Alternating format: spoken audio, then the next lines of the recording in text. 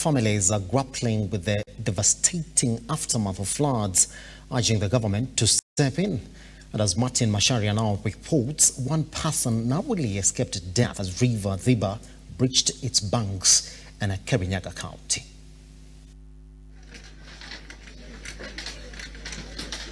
Over the past few days, Nairobi County has been at the mercy of relentless heavy rains that are wreaking havoc and paralyzing transport at several sections of the city, including the Central Business District. Madari informal settlement has been severely impacted by flooding. 6 individuals have been reported missing after being swept away by floods and several households displaced.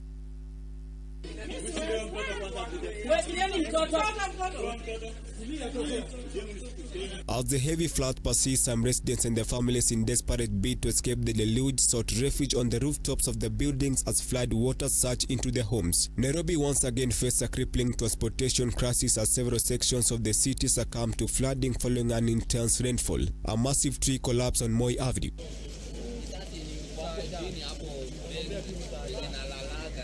In response to the crisis, City Governor Johnson Sakaja stated that the county has rolled out a large-scale coordinated response operation in a bid to avert humanitarian crisis. We're on the brink of a humanitarian crisis in the city. We have a large-scale coordinated response, together also with our partners, Red Cross, and we urge the people of Nairobi to cooperate with authorities.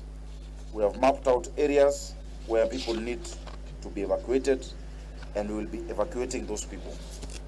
We had asked people to move, and many of those were not able to move. There are those who were encroached on the riparian. There are buildings whose walls are right on the river, and we will begin clearing those now, because it is no longer a negotiation.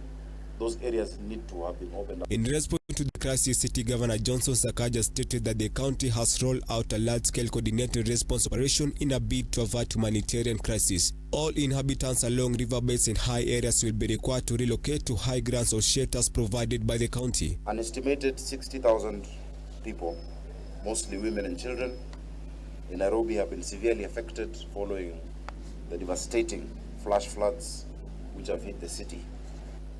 Our rivers have burst their banks. That is Ngong River, Nairobi River, Madare River. We also have cases in Mau Mau. But all the rivers in the city, all of the 8, have actually burst their banks because of the torrential rains. Sakaja advised city residents to use the hotline number 1508 to access the county government emergency services. George Kayesi, Look Up TV. We're asking the people of Nairobi to call the emergency line as soon as they have something to report. 1508. That is the number that we are issuing out. That is the number that is being used. Please call. I know there are many calls, so be patient. But your matter will be logged in, looked into, and even your call returned in case you don't get through the first time. And it's a toll-free. We take a tiny breather right here on The Insight. Once we come back,